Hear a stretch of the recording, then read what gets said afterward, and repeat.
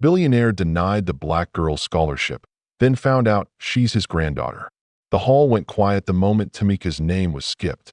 Row after row of students in borrowed suits and glittering gowns clutched their envelopes like life rafts. The billionaire on stage smiled for cameras, read names like they were charity, and then, where Tamika Evans should have been, he cleared his throat, glanced at a card, and moved on. A soft hiss traveled through the audience. Tamika stood anyway, thin shoulders squared, hope burning like a candle in a draft. No one called her. No one stopped the applause. The billionaire's smile never cracked. If stories like this matter to you, if dignity over money, truth over power matters, please like this video, subscribe to the channel, hit the notification bell, and watch till the end. Your click helps more people hear what happens when a door is shut on purpose, and what it costs to open it again. Tamika sat slowly, fingers pressed flat against her dress to keep them from shaking. She had rehearsed receiving that envelope for months. How to smile, how to thank donors, how to look like she belonged. She had washed plates in a restaurant that played the billionaire's speeches over tired speakers and sent half her pay to help her mother, Ruth, who cleaned houses and kept the world off Tamika's back with a broom and a stubborn grace. She stared at the stage lights and thought, "Do not cry here." Later, in the restroom stall that smelled like lemon and bleach, she let a single tear fall. Then she wiped it with the back of her hand. Injustice, she had learned from her mother, was not an ocean. It was a storm. If you can't stop it, you learn to stand. After the ceremony, when the cameras left and the tables were stripped of their centerpieces, an assistant in a black suit approached. "Miss Evans." His voice had the careful tone rich institutions use when trouble is near.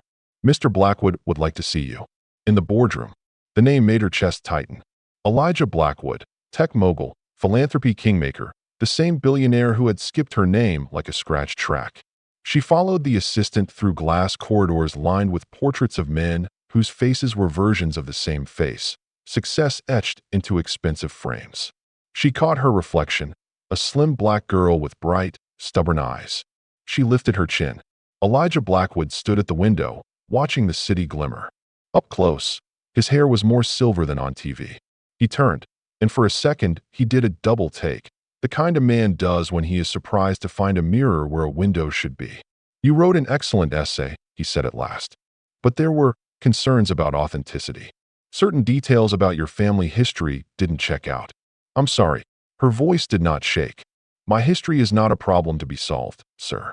It's the reason I fought to be in that room." He waved a hand, impatient, then softened. "Look, send me any document that proves what you claimed. We have standards." She pulled a worn locket from beneath her collar. Inside, a faded photograph. Ruth at 19, headscarf tied, and a young man in a black turtleneck holding her shoulders like the world was theirs. The young man could have been Elijah decades ago, minus the polish, plus the hunger. Tamika didn't hand the locket over. She simply let him look. "I don't know him," Elijah said too quickly, eyes flicking away. "We meet so many people." She slipped the locket back. "My mother met one. Once." He dismissed her with a tired nod, but his eyes stayed troubled, as if some long-locked door in his memory rattled. On the bus home, Tamika watched the city's golden buildings become shadows. In her lap, the locket grew warm from her palm. Ruth waited at the apartment window like she always did, as if worry could open elevators faster. She listened to the story without interruption, then cupped Tamika's face. "You are more than any man's yes," she said. "And you are not crushed by a no." A week later, the story broke without Tamika's help. A receptionist, new on the job, fed up or brave, or both, leaked an internal email. A stack of scholarship applications, it said, had been flagged for optics and placed aside. "Too many inner-city profiles this round," a director had joked. The leak spread like summer fire. Tamika's essay, quoted in a thread, lit up timelines. The paragraph about Ruth translating recipes over the phone from clients who forgot she had a brain. The sentence about the way people smile with their mouths, but not their eyes. A stranger commented, "Why'd they skip Tamika's name?" By noon, protesters gathered outside Blackwood Foundation's glass tower. They held signs that said care looks like cash and merit isn't a mirror. Some signs just had her name. Tamika didn't go. She had class. That afternoon, Elijah Blackwood called Ruth. Not Tamika, Ruth. The voice on the phone hesitated and then said a name Ruth had not heard in 20 years. Maryland General Hospital. Maternity. Winter of '05. Would you be willing to talk? He came to their apartment without cameras. He did not wear the billionaire uniform. No navy suit. Just a gray sweater and the look of a man who has realized he stepped over something that might have been a bridge. He sat on their couch like it belonged to a more important person. Ruth poured him tea in the one good mug, the one that didn't chip. He did not remember everything. Power erases what it does not need. But he remembered the rail-thin intern with the laugh that bent light. He remembered offering to pay for classes and then vanishing into a life of bigger numbers. He remembered the phone call he didn't take that winter. "Why didn't you choose me?" Ruth asked quietly. He could have lied. He didn't. "Because I was a coward," he said. "Because I told myself I was helping so many. I didn't have to be decent to one." The room held that truth like a held breath. Then Ruth nodded once. It was not forgiveness. It was acknowledgement that a sentence had been spoken out loud. Elijah looked at Tamika. "I owe you an apology. And more than that, I owe you a correction. Come to the gala Friday night. Please." Tamika's stomach sank. A stage. Cameras. A man with a history and a microphone. She thought of the locket. She thought of the leak and the signs with her name. She thought of the girls who would come after her, hands outstretched. Then she nodded. Friday, the city dressed up. The Blackwood Gala glittered with rented chandeliers and speeches the color of butter. Elijah walked on stage to applause that belonged to his bank account, not to his courage. He raised a hand for quiet. "We made a mistake," he said simply. "We let our image speak louder than our mission. Tonight, we correct that." They called her name. It rolled over the room like thunder, then settled into a hush that felt like a held door. Tamika walked forward. She saw faces that had called her exceptional when she excelled, and affirmative action when she didn't. She took the envelope. She took the microphone. "I accept," she said, voice clear. "But not just for me. For every student whose essay was labeled too much truth and set aside. And for my mother, who taught me that dignity is a better inheritance than money." A murmur rippled. Elijah nodded, eyes wet. Then Tamika did something that moved the room from apology to accountability. She opened the locket, held it up so the front row could see. "This," she said, soft but firm, "is my mother with a man who became a myth to himself." Gasps. A camera clicked and clicked. Elijah did not flinch or deny. He stepped to the microphone. "Tamika is my granddaughter," he said. "And the fact that I say it here, under lights, under scrutiny, does not erase the years I did not say it in private. I am sorry." The room leaned forward.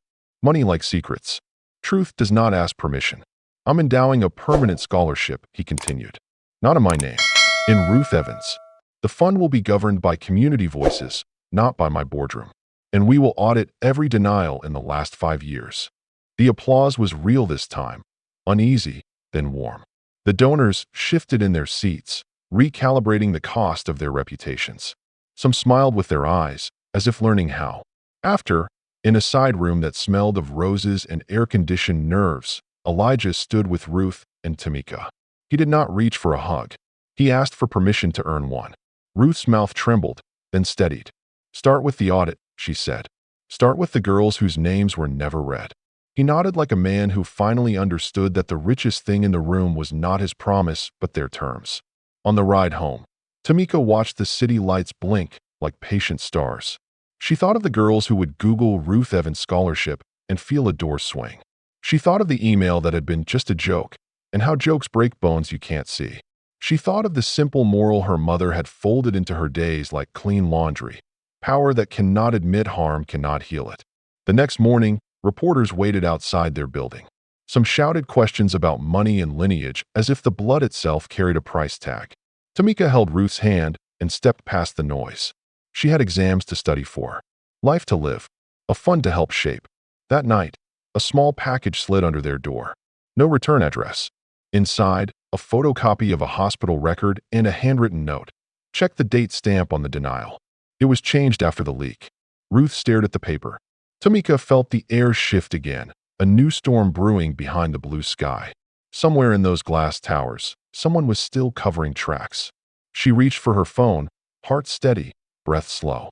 She had learned that truth is not a single reveal, it's a practice. And sometimes, To keep a door open, you have to find who keeps reaching for the lock. The screen lit with an unknown number. A message blinked. I know what they did the first time your name crossed his desk. Meet me at the river, Sunday, 8 p.m. Come alone. And just like that, the story that began with a skipped name returned to a question with teeth. Who changed the date? And what will it cost to change it back? The message had said, meet me at the river. Sunday. Come alone. Fear and curiosity battled in Tamika's chest as she stood on the darkened riverbank. The water lapped quietly, the city's lights shivering on its surface. Out of the shadows stepped a woman in a faded blazer, clutching a folder thick with papers. I worked for the foundation, she whispered. I was in the room when your application was stamped denied. Twice. The first time, you were the top choice. But when Blackwood saw the name Evans, he hesitated. His board pressured him, said too many scholarships were going to students who didn't fit the image. They changed the date stamp and pretended it never happened. Tamika's stomach turned. It wasn't just an oversight, it was deliberate erasure. The woman handed her the folder. Here's proof. Emails. Meeting notes. Use them well. Some of us couldn't live with the lie. By morning, the folder's contents were on every major news outlet. Screens lit up with Tamika's essay side by side with the damning emails. Too many inner-city faces in this batch. Optics matter more than need. Protests swelled again, louder, sharper. Elijah Blackwood faced cameras with his silver hair and tired eyes, but this time, denial had no teeth. He admitted what Tamika already knew. He had let fear of his own reflection decide the fate of a girl who turned out to be his blood. The board tried to shield itself, but the tide was too strong. Resignations followed. Reporters hounded donors. For the first time, the Blackwood Foundation trembled. Tamika, however, stood steady. When journalists pushed microphones in her face, she didn't spit rage. She said one sentence that echoed across feeds. Dignity is not charity.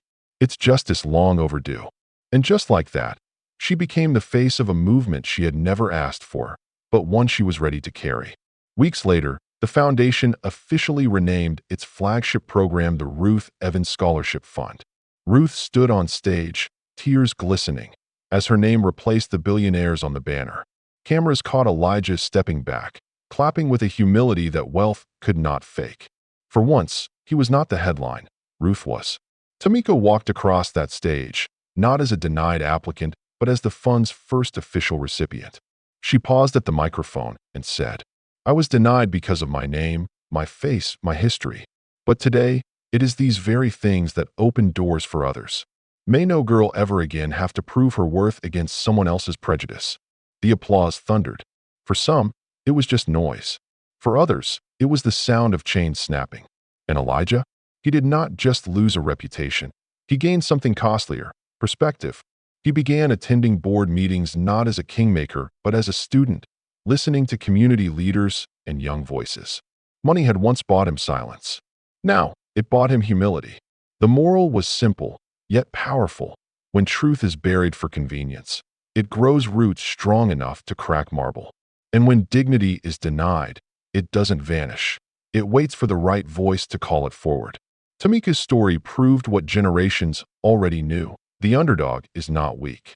The underdog is the one who keeps standing when giants stumble. So, if this story touched your heart, don't forget to like this video, subscribe to the channel, and hit the notification bell. Because stories like this remind us that even when doors are shut, justice has a way of finding the key.